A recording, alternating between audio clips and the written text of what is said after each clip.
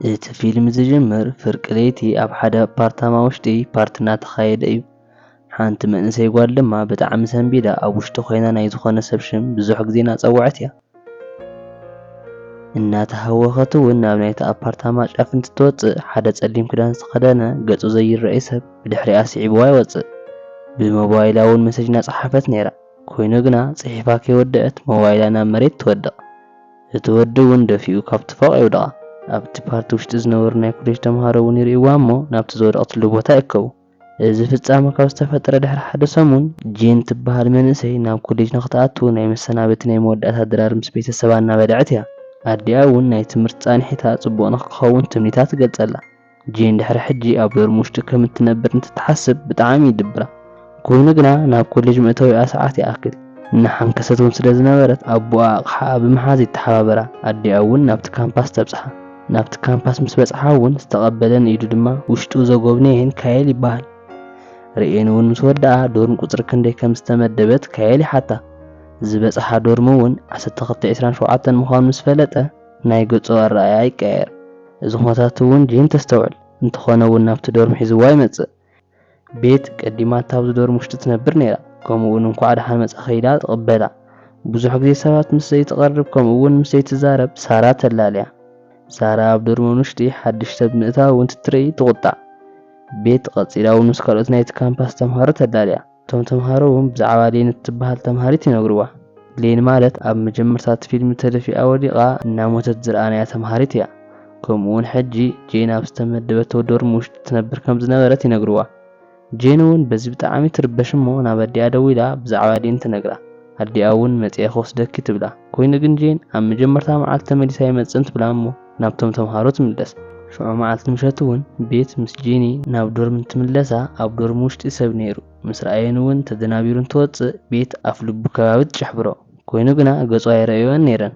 ብዛዕባ እቲ ዘጋጠመ ነገር እውን ንምምልካት ናብ ዶርመን ተቆጻጻሪ ናብ ዝኾነ ካየል ይኸዳ። ብዛዕባ እቲ ጉዳይ እንትነግርኦ ካየል ይደናበር እዩ ነይሩ።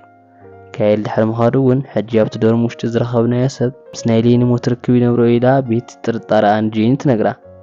ከም ዝብልዎ እውን ዓርሳ ጥፊኣ ዘይክትኸውን ትኽእል እያ ትብላ። ኣብ ቀጻሊ መዓልቲ ቤት ንጄን ናይ መጀመርታ መዓልቲ ናይ ዶርም ሕድሮ ከመይ ረኸብኪ ኢላ ትጥይቓ። መልሳ እውን ከይሰምዐት ንእሽተይ ከዘናግዓኪ ኢላ ናብ ሾፒንግ ሒዛታ ትኸይድ። ምስ ተመለሳ እውን እግራ ንእሽተይ እናሓንከሰት ንምልማድ እናፈተነት ኣሰልጣኒት ሴሚን ትመጽእ። ብምቕጻል እውን ጄን ናብ ክላስ ኣትያ ናይ መጀመርታ ትምህርቲ ትወስድ። ናይ መጀመርታ ትምህርታ ምስ ወድአት ድማ ናይ ካልኣይ ክላስ ንምምሃር ተኣቱ። ሕጂ ድማ እቲ መምህር ፕሮፌሰር ዳብሮቭ እዩ ዝበሃል። ጄን እውን ኣብ ናይ መጀመርታ ክላሳ ኢዳ ኣውፂኣ ሕቶ ስለ ዝሓተተቶ ይድነቐላ። ምሸት እውን ሓቢራተ ናብ ዶርም እናሃለወት ኮይኑ ግና ንዓኣ ኮነ ንመሓዝታ ዘይትዛረበን ሳራ ኣጽሊእኪ ድየ ኢላ ትጥይቓ። ሳራ እውን ከይፈተኹ ክተሪፋ ኣይኮንኩን ዘይተዛረብኩ ኮይኑ ግና ቤት ትመላኽዒት ሰብ ስለ ትመስለኒ እየ ንዓኣ ዘርሕቓ ትብላ። ኣብ መንጎ እዚ ናይ መጀመርታ ክላስ ትምህርቲ ዝሃቦም ፕሮፌሰር ኣብ መስተ ውሽጢ ስም ሓዊሱ እቲ መስተ እውን ሰትይዎ ይወድቕ። ኣብ ቀጻሊ መዓልቲ እውን ኣምቡላንስ ውሽጢ እናእተውዎ ካይል ንጄኒ ልቢ ድኻም ሒዝዎ እዩ ይብላ። ብምቕጻል እውን ጄኒ ናይ ዳብሮቭ ክላስ ንኽትምሃር ተኣቱ። ዳብሮቭ ጽቡቕ ዘይበሃል ውፅኢት ሂባ። እቲ ትምህርቲ ምስ ተወድአ እውን ጽቡቕ እየ ሰሪሐ ተሰሓትክዎ ሕቶ እውን ኣይነበረን ከመይ ከምዚ ዓይነት ውፅኢት ትህበኒ ትብሎ። ኮይኑ ግና ዳብሮቭ ከም ዝደለኸዎ ውፅኢት ክህብ ይኽእል እየ ይብላ። ብምቕጻል እውን ብኣከዳድና እየ ዝልፋ ኣከዳድናኻ ኣስተኻኺልኪ ንዒ ይብላ። ምስ መጸት ድማ ዝበላ ንቤት ትነግራ። ቤት እውን ሓቂ እዩ ኣከዳድናኻ ክትቅይራ ኣለኪ ኢላ ብኡ ጌራ እውን ኣነ ጽቡቕ ክዳን ዝኽደን ጽቡቕ ውፅኢት ንምርካብ እዩ ትብላ። ጄን ድማ በዛ ኣሰራርሓ ብጣዕሚ ተቆጢዓ ውፅኢት ክወሃብ ዝግብኦ ሰብ ከም ልፍዓቱ እምበር ብኣከዳድንኡ ክኸውን የብሉን እዚ ትኽክል ኣይኮነን ትብል። ድሕሪ መዓልትታት እውን ጄን ቤተሰባ ንምጥያቕ ናብ ገዝኣ ተመሊሳ ትመጽእ። ኣዲኣ እውን ብዛዕባ እቲ ካምፓስ ከምኡውን ብዛዕባ እቶም መምሃራን ውፅኢት ኣወሃህባ እናምረረት ትነግራ። ኣዲኣ እውን በዚ ትቁጣዕ። ኮይኑ ግና ብዛዕባ ናብ ዶርመን ውሽጢ ሰቢሩ ኣትዩ ዝነበረ ገጹ ዘይረአይ ሰብ እንትትነግራ ብዝባእሲ ተቆጢዓ ካምፓስ ሕጂ ለቒዕኪ ናብ ገዛኻ ተመሊስክ እተዊ ትብላ። ጄን እውን ከምኡማ ኣይከውንን ትብላ። ተኸራኺረን እውን ከይተሰማምዓ ጄን ናብ ዶርም ተመሊሳ ትኸድ።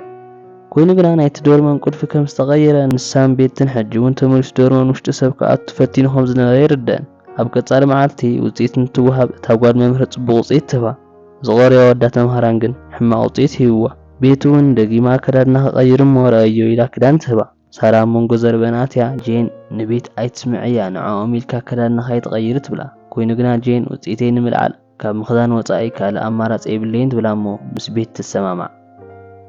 ቤት ፀጉራን ሜክኣፕን ትስራሕ በቲ ሓድሽ ኣከዳድና እውን ክላስ ተኣቱ ፕሮፌሰር ዳብሮቭ እውን ብኣከዳድና ይገርሞ ቅድሚ ሕጂ ካብ ዝህባ ዝነበረ ውፅኢት እውን ዝተመሓየሸ ውፅኢት ሂባ ኮይኑ ግና ሕጂ እውን ሃባን ነይሩ ንቤት እውን ሕዚ ድማ ንምምፃእ እንታይ እዩ ዝተርፈኒ ኢላ ትጥይቃ ኣብ ቀጻሊ መዓልቲ ዳብሮቭ ንጄን ኣብቲ ካምፓስ ውሽጢ ናብቲ ዘዳለወ ናይ ድራር ፕሮግራም ክትመጽእ ይዕድማ ምስ መሓዛ ቤት እውን ናብቲ ድራር ይመጻ ጄን ናብቲ ጫፍ ናይ ኣፓርትመንት ክላስ እንትትወጽእ ዳብሮቭ እውን ተኸቲልዋ ይወጽእ ትገዛ እውን ናይ ባዕድ መንበር ከም ዝኾነ ይነግራ መስተ እውን ክትሰቲ ሂባሞ ንክስዕማ ይፍትን ንሳ ግን ተቃሊሳ ተርሕቆ እሞ እግሩ ረጊጣቶ ጎያ ትወጽእ ዝተፈጠረ ነገር እውን ናብ ዶርም ዝተመርሰት ንቤት ትነግራ ድሕሪ መዓልታት ድማ ናብቲ ናይ መጀመርታ ኣከዳድና ተመሊሳ ናብ ክላስ እናኸደት ካየድ ይረኽባሞ ናብ ናይ መጀመርታ ኣከዳድና ስለዝተመለስኪ ደስ ይልኒ ይብላ ኮይኑ ግና ፕሮፌሰር ዳብሮቭ ብህልኽ ብጣዕሚ ሕማቕ ውፅኢት ይህባ እቲ ክላስ ምስ ተወድአ ድማ መፅያ ክኸሰካ እየ ትብሎ ንሱ እውን ንዓይ ከባርና ኣይክእሉን ተደሊኸ ክሰስኒ ይብላ ጄን ክትከሶ ትውስን ኮይኑ ግና ቤት ኣይከሶን ጥቕሚ ይብሉን ትብላ ጄን ድማ ኩሎም ኣወዳት መምሃራን ከምዚ እንተኾይኖም ኢላ ናብታ ጓል መምህር ንኽትከሶ ትኸይድ ብዝገርም ኩነታት ግን እታ ጓል መምህር ምስ ዳብሮቭ እናተሰዓዓሙ ትረኽቦም ዝረኣየቶ ነገር እውን ምእማን ኣብያ ሓደ መዓልቲ ሳራ ጄን ንኽትዛረባ ትመጽእ ከምኡ እውን ናብ ፓርክ ንኸይድ ትብላ ቤት እውን መፅያ ሓቢረን ይኸዳ ሳራ እውን ዳብሮቭ ንዓይ ልክዕ ንዓኽ ከም ዝገበረ ክፈቲኑ ነይሩ ከምኡ እውን ተሰማሚዓ ሓቢሮ ይሓዲረ ነይረ ኮይኑ ግና እቲ ዝደልዮም ስረኸበ ሕማቕ ውፅኢት ተመሊሱ ይህበኒ ጀሚሩ ትብላ ከምኡ እውን ኣብ መጀመርታት ፊልም እናሞተት ዝረኣናያ ሌኒ ትበሃል ተምሃሪት ንዓ እውን ተፈታቲንዋ ነይሩ ንሳ እውን እምቢ ኢላ ንኽትከሶ እናኸደት እናሃለወት ነይሩ ብሃንደበት ዝሞተት ትብላ ኣብ ናይ ሌኒ ሞት እውን ናቱ ኢድ ኣለዎ ኢለ እየ ዝኣምን ትብልን ቤት እዚ ኣይቅበሎን ትብል ሓደ መዓልቲ ዳብሮቭ ብዝበኣሰ መልክዑን ጄን ኤፍ ይሂባ በዚ ሰዓት እትቆጥዐ ምቁፃሪ ኣብይዋ እስቲ ኣነ ተን ካልኦት ኣጓላት ንምንታይ ትኸስኦ ኢላ ንኽትሓባበረን ትፍትን ኮይኑ ግና ኩለን ሱቕ ይብላ ካብኡ ምስ ሳራ ኮይና ንኽኸስኦ ይመጻ ሰዓት ክሳብ ዝኣክል እውን ኣብ ልዕሊ መንደቕ ኮፍ ይብላ ኣብቲ ሰዓት ግን ጸሊም ክዳን ዝተኸደነ ሰብ ይመጽእ እሞ ንኽልቲአን ይደፍአን ንጄኒ ዴን ዝበሃል ካልእ ተምሃራይ ብሃንደበት ሒዙ ይትርፋ ኮይኑ ግና ሳራ ትወድቕ ኣብ ሆስፒታል እውን ዓርሳ ስሒታ ትውሰድ ሸውዓ መዓልቲ ምሸት እውን ኣብተን ኣጓላት ዝበፅሐ ሓደጋ ብዜና ዳብሮቭ ምስታ ጓል መምህር ይርእዩ ካብኡ እውን እታ መምህር ናብቲ ካልእ ክፍሊ ገዛ እንትትኣቱ ትጸሊም ክዳን ትርእዮ ኢሉ እውን ዳብሮቭ ብድሕሪኣ መፅኡ ይቐትላ ብተመሳሳሊ ሰዓት ዴን ንጄኒ ናብ ዶርማ እናፋንዋ ኣዲኣ ደው ኢላ ትፅዋዓ ገጻ እውን እናተሓፀበት መጀመርያ ግዜ ዶርመን ሰዊሩ ዝኣተወ ወዲ ብኢዳ ምስ ፃሕበረቶ ዝተኸሰተ ምልክት ኣብ ናይ ካየል ደረት ትርእዮ ብቕልጡፍ እውን ምስ ረኣየቶ ትጎይ ካየል ናብቲ ዶርም እውን ተኸቲልዋ ይኣቱ ቤት እውን ኣብ ዶርም ውሽጢ ነይራ እታ ዝሞተት ተምሃሪት ሌኒ ናይቲ ዶርም ቁልፊ ሂባቶ ከም ዝነበረት ይነግረን ምስታ ዝሞተት ሌኒ እውን ሕቡኡ ናይ ፍቕሪ ርክብ ከም ዝነበሮም ከምኡ እውን ቅድሚ ሞታ ዝለኣኸትሉ መልእኽቲ የርእየን እሞ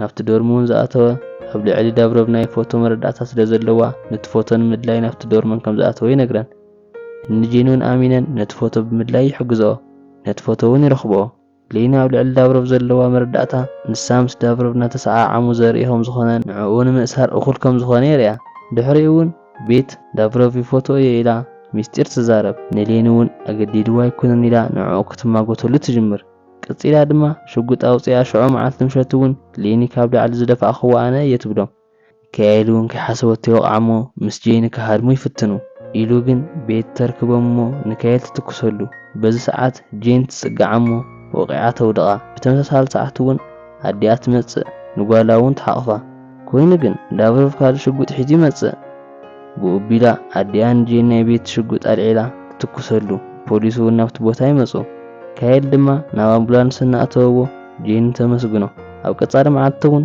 ሳራ ሒሽዋ ናብ ቤት ትምህርቲ ትምለስ ከምኡ እውን ኩሎም ሰባት ሕጉሳት ኮይኖም እቲ ፊልም ይውዳእ ናይ ሎማዓንቲ ፊልም ነዚ ይመስል ነይሩ ፈቲኹም ክትኮኑ ተስፋ ይገብር ነዚ ቻናል ንምሕጋዝ ላይክ ሳብስክራይብ ሼር ምግባር ኣይትረስዑ ኣብ ቀጻሊ ክሳብ ንራኸብ ሰላም ንዓኹም